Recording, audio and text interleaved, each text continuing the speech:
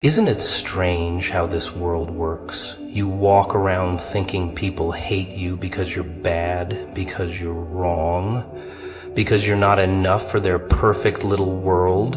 But what if I told you sometimes being hated is proof that you're chosen? Oh yes.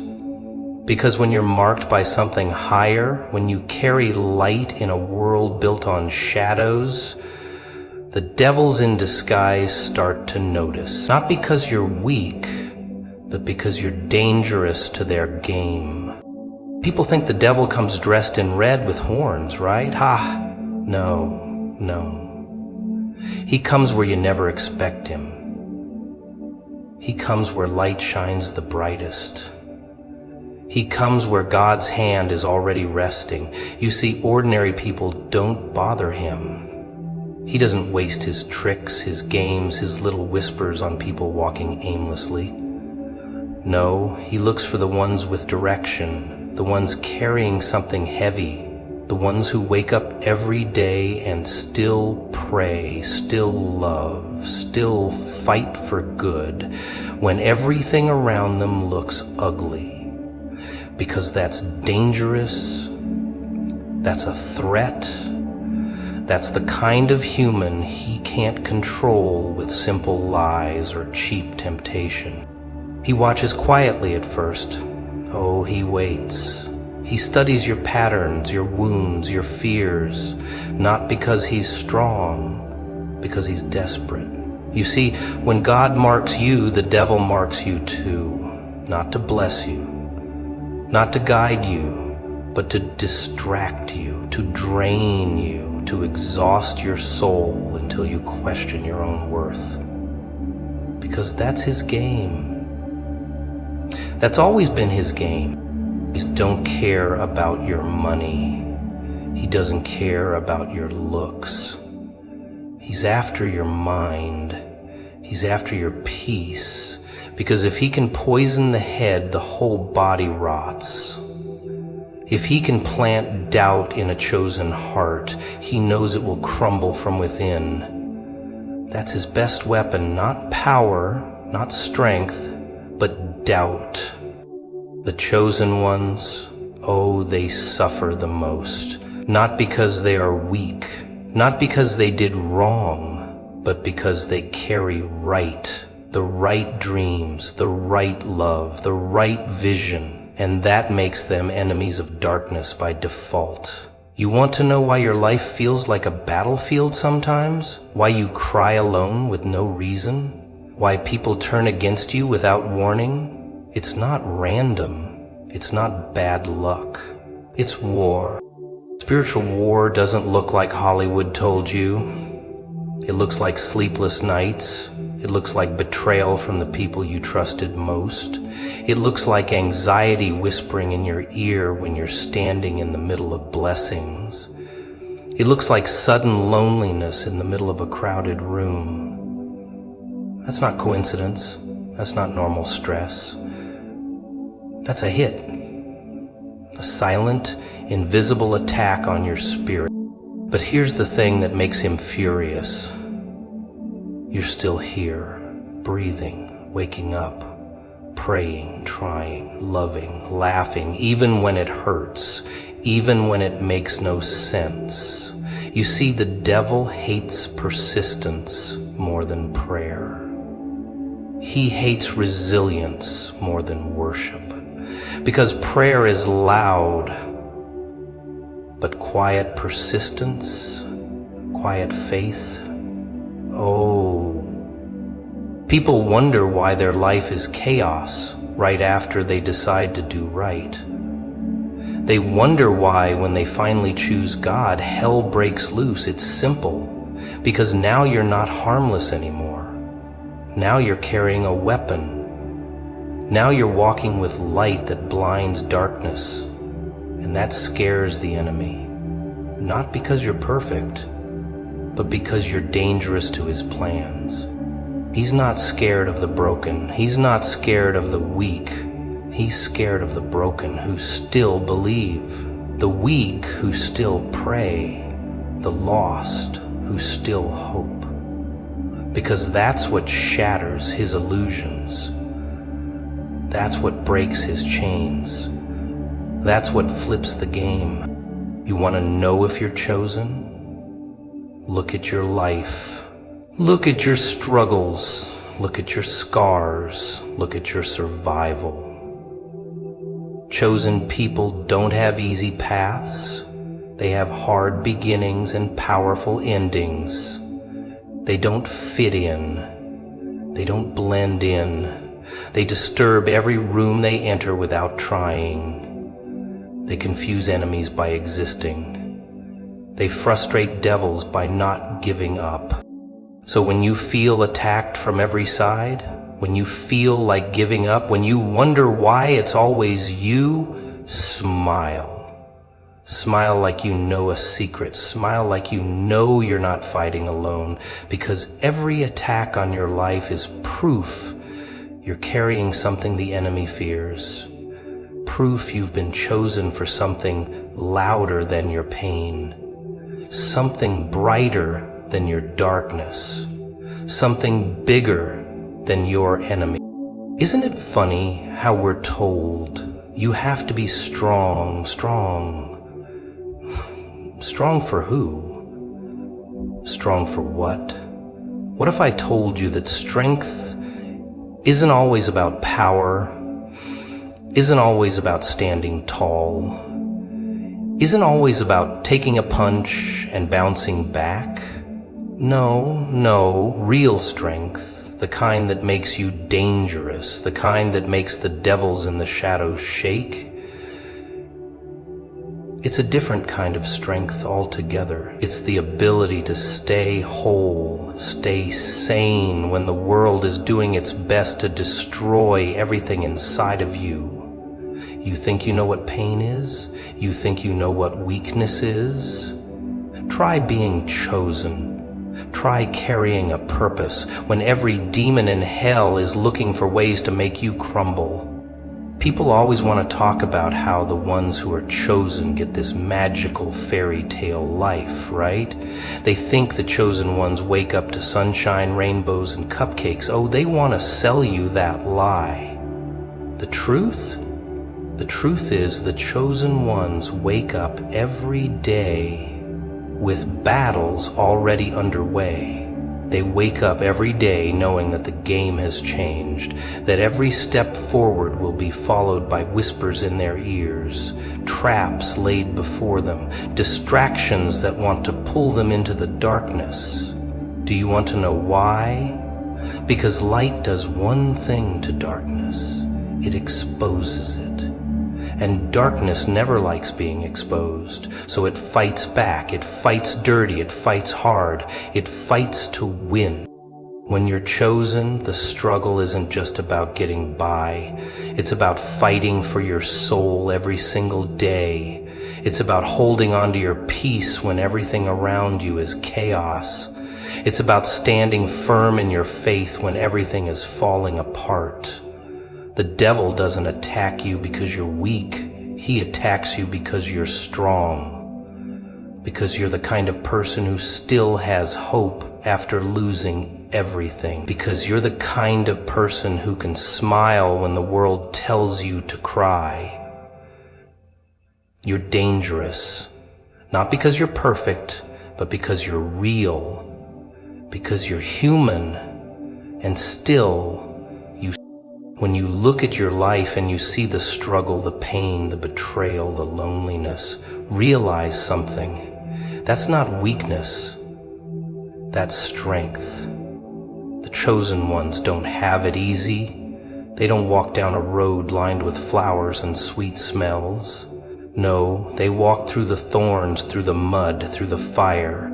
They walk through the worst of it because they know that if they stand long enough, if they push hard enough, if they keep going, they're going to break through. And that breakthrough, it's louder than the battles, stronger than the fear, brighter than the darkness. You see, every time the devil attacks you, he's trying to wear you down. He's trying to make you give up on everything you've been called to do, everything you've been called to be. He wants to take your light, your joy, your spirit, and crush it under the weight of lies and fear. He wants you to doubt every single thing about yourself. He wants you to believe you're not enough. He wants you to believe that this pain, this suffering, this isolation, it's all for nothing. But that's the trick, isn't it? That's the lie. Because here's the truth. The more they attack, the stronger you get. The more the demons whisper in your ear, the more you learn to tune them out, the more they try to break you. The more you realize that nothing on this earth, nothing from hell, nothing from the shadows can take away what you've been given. The devil doesn't care if you have a nice house, a nice job, a nice car. What he cares about is whether you believe the truth of who you are, whether you accept the lies he tries to feed you, whether you let him control your thoughts, your actions, your heart. Do you want to know what true strength looks like? It doesn't look like flexing your muscles or boasting about how many punches you've taken. It looks like choosing love when hate is easier. It looks like choosing faith when fear tries to suffocate you. It looks like choosing peace when the world is on fire. The more you push back, the more you grow, the more you stand firm, the taller you get. And the devil, he's not scared of your weaknesses. He's terrified of your strength. He's terrified of your ability to get back up after every hit. He's terrified that every time he tries to take you down, you just get stronger.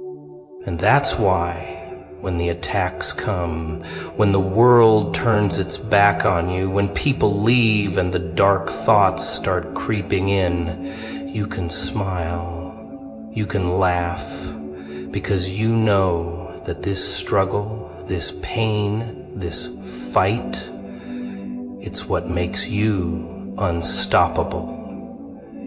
It's what makes you chosen. The human mind, so delicate, so fragile, so easy to bend, break, twist, and turn. You ever notice how people are so quick to lose control of it? They have it. They hold it. They think they own it, and then one little thing happens, one bad day, one wrong word, and it all unravels. Funny thing is, it's like watching a Jenga tower fall. Slow at first, then all at once. Doesn't take much, does it? People let the smallest things destroy the most important part of them, and they let it happen. Because that's the thing, isn't it? We all think we're in control. We all think we know what we're doing. But deep down, we're just walking a tightrope, barely hanging on. The world keeps tossing rocks at us, trying to knock us off. And we're pretending we're fine. But we're not fine. None of us are fine. Not really. Not deep down. But what if I told you there's a way to gain control again? Not over the world, not over other people, but over your own mind, mouth, and money.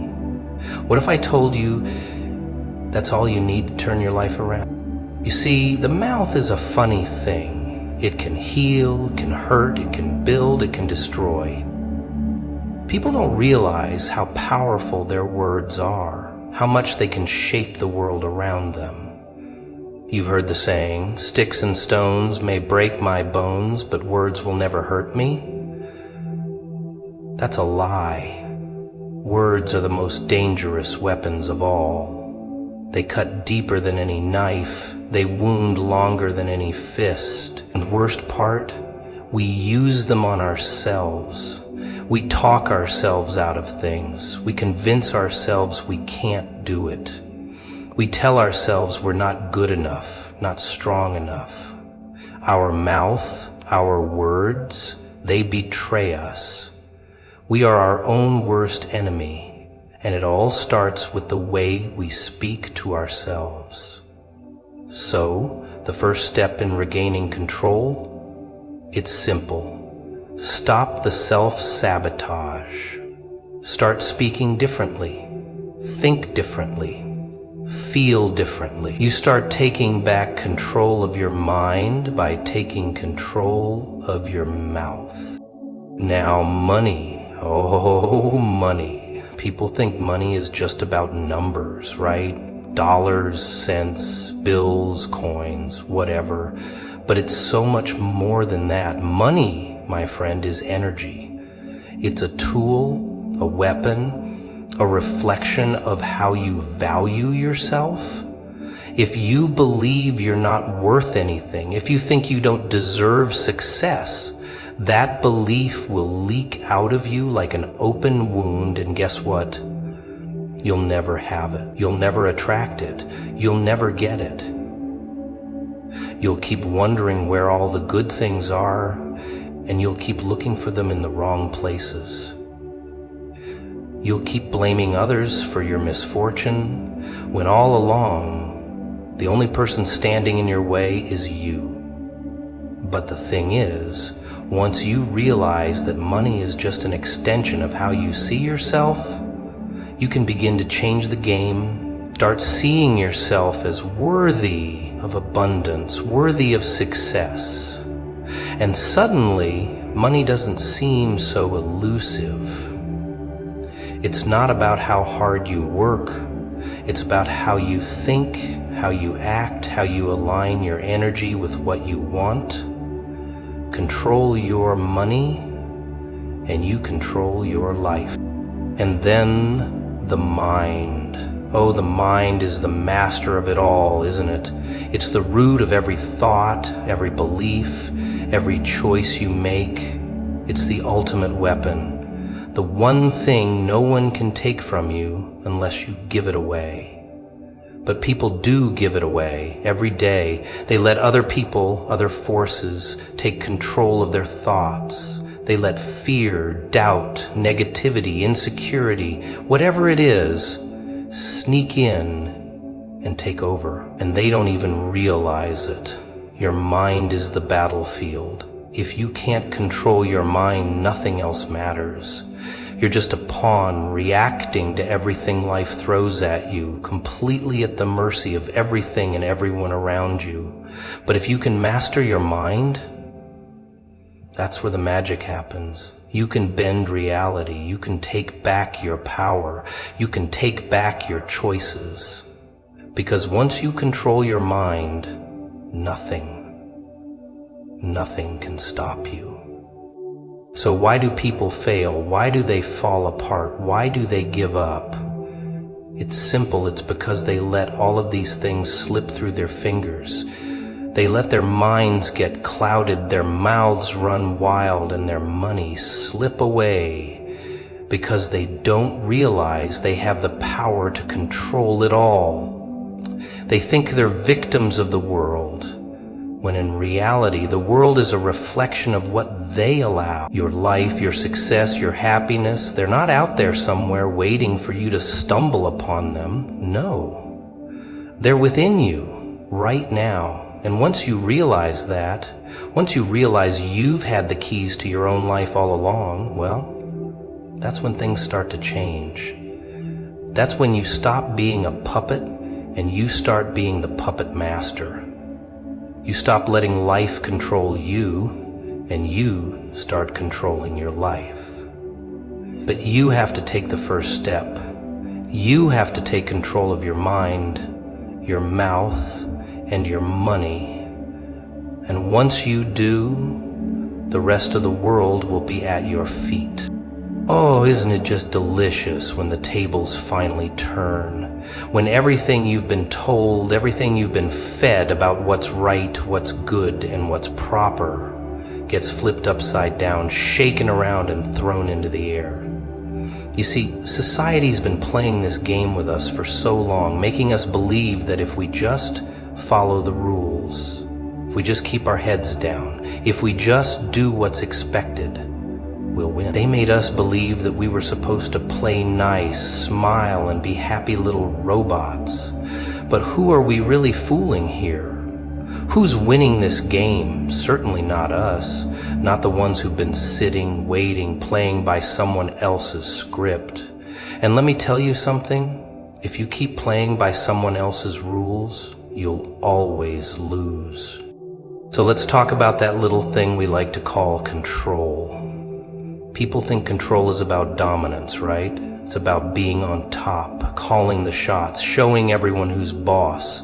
They think it's about winning every fight, winning every argument, having the loudest voice in the room. And let's face it, we've all been there, haven't we? Desperate to control the situation, to show that we have the upper hand. But here's the funny thing. Those who are desperate to control everything often end up losing it all. You see, control isn't about forcing your will on the world. It's not about shouting louder than everyone else or pushing harder than the rest. That's where the real chaos starts, my friend, because when you try to control things that can't be controlled, you end up spinning out of control. It's like trying to hold a handful of water. The harder you grip, the faster it slips through your fingers. You're holding on for dear life, and yet it's all slipping away. And the more you try, the worse it gets. Real control, the kind that really changes things, starts from within. That's the trick, isn't it? The trick they never told you. Control doesn't come from external things. External power, external validation, external possessions. No. Real control comes from knowing that you've already won. Control starts with what's inside you. It's the moment you decide that you don't need the approval of others to feel like you matter. It's when you finally understand that you're the one writing your own story. You're the one who decides the plot. You're the one who gets to decide how the character of you behaves, reacts, and what they'll do next. Let's go deeper. See, we're all walking around with this thing called the mind, right? The most powerful thing we have. But how many of us actually control it? How many of us really take the time to sit with ourselves, to get comfortable with the uncomfortable thoughts, to challenge the beliefs that we've been told since we were kids? And no, I'm not talking about sitting in some lotus position chanting mantras. I'm talking about real self-control, about knowing when to shut down the noise in your head, when to let go of all the self-doubt, when to stop overthinking and simply act. Most people, they let the world dictate their thoughts. They let their fears dictate their decisions. They let their insecurities and all those little voices inside their heads run wild, unchecked. They become slaves to their own minds. And what do when they get to that point? They scramble. They start trying to control everything around them. They try to control the people they love, the people they work with, even the situations they're in. And what happens? It's like throwing gasoline on a fire. The more they try to control everything, the more out of control things get. You see, control isn't about manipulating others or trying to bend them to your will. It's about knowing yourself. It's about becoming a master of your own mind.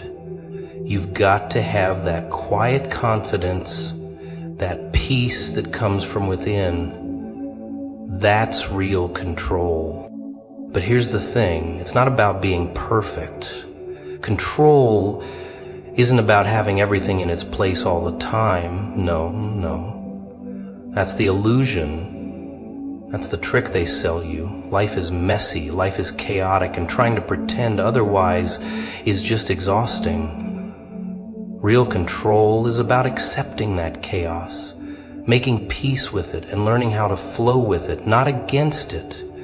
You start seeing that the chaos doesn't control you anymore. You control how you react to it.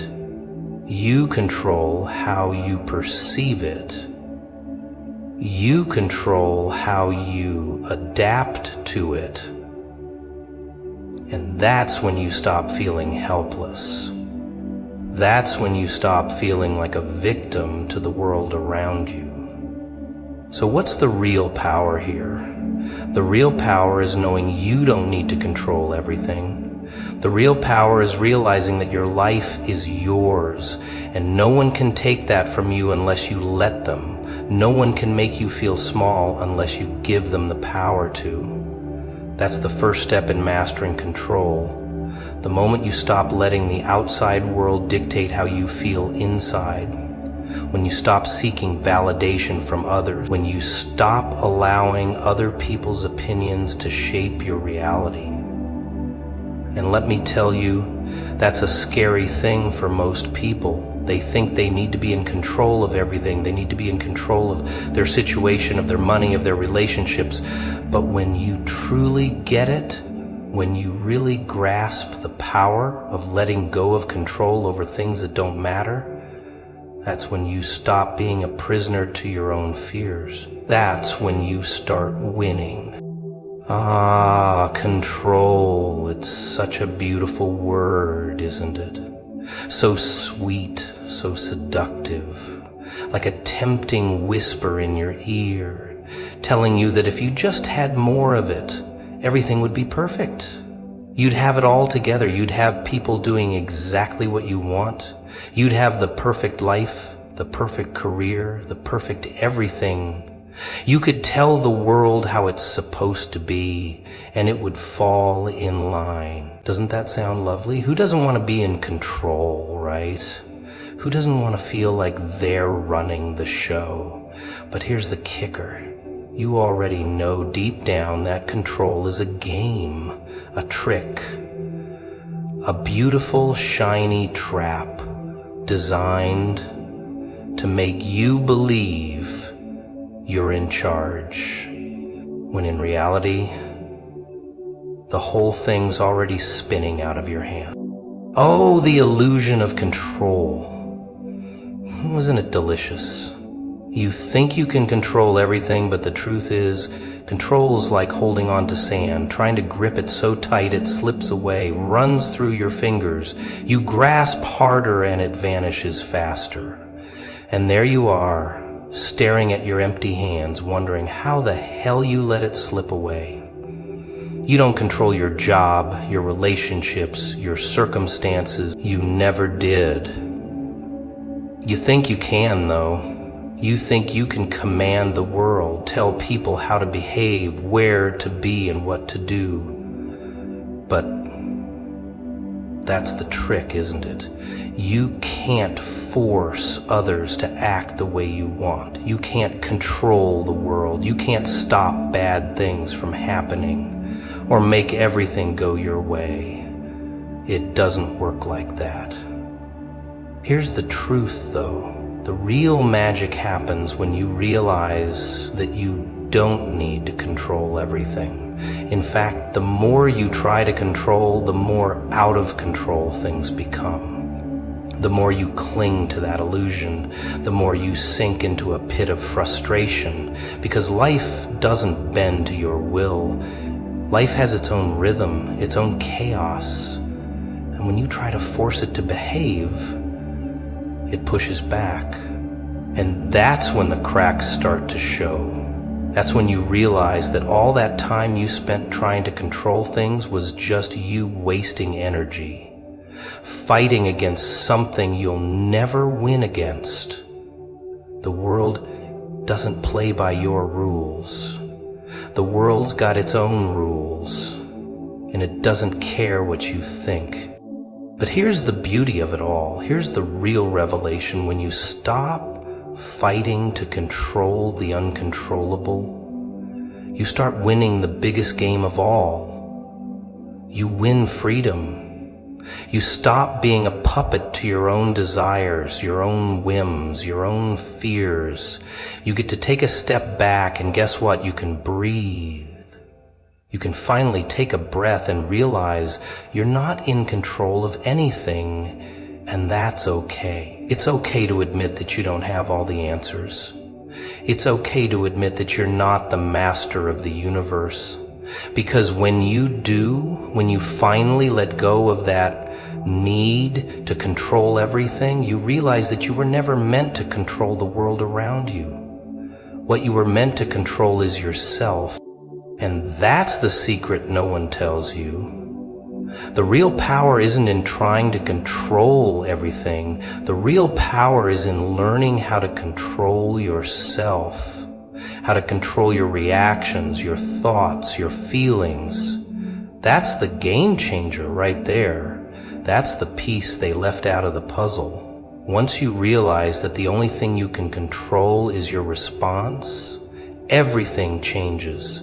The world can throw whatever it wants at you, but you decide how you respond. You decide how you show up, how you handle the mess, the chaos. You stop trying to push the world around you into a neat little box, and you start to thrive in the mess, in the uncertainty. So, how do you start? Well, it's simple. Stop reacting to everything. Stop letting the world dictate your emotional state. Stop letting the news, the people around you, the things you can't control dictate how you feel. And here's the big one. Stop thinking that control means keeping everything in check. No, no, no. Real control comes from knowing that things won't always go your way, that things won't always make sense, but that you can still handle it. You can still manage it. You can still adapt. When the storm comes, you don't have to stand there trying to push it back. You don't have to scream at the wind. You let it blow. You let it rage, but you stand firm in who you are. You stand tall, rooted in your own sense of self, and let the chaos swirl around you, because that's the real test. The world's a mess, and the only thing that matters is how you respond to it. And that's it. The minute you stop trying to control everything is the minute you start living. The minute you stop fighting the tide and start swimming with it, that's when you'll truly be free. But it's not easy. You're going to slip. You're going to try and grab at things that are slipping through your fingers, but that's okay. The real beauty of life is in the mess, and once you stop fighting against it, you'll finally see what it really means to be in control. It's not about winning, not about bending everything to your will. It's about having the strength to let go, to trust that you're capable of handling whatever life throws at you. And in that moment, in that freedom, you'll find power you never knew you had.